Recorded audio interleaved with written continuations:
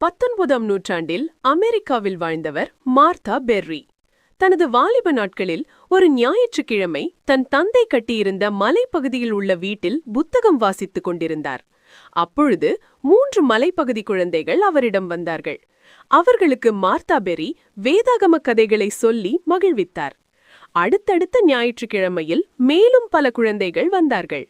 அந்த குழந்தைகளுக்கு கல்வி கிடைக்கவே இல்லை என்பதை பார்த்ததும் அவருடைய மனம் உடைந்தது. இவர்களுக்காக நான் ஏதாவது செய்ய வேண்டும் என்று அவர் தீர்மானித்தார்.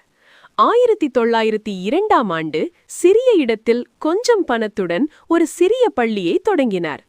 அந்த சிறிய ஆரம்பம் இன்று வளர்ந்து 2000த்திற்கும் மேற்பட்ட மாணவர்கள் படிக்கும் பெரிய கல்லூரியாக உயர்ந்து நிற்கிறது. அற்பமான ஆரம்பத்தின் நாளை யார் அசட்டை பண்ணலாம்?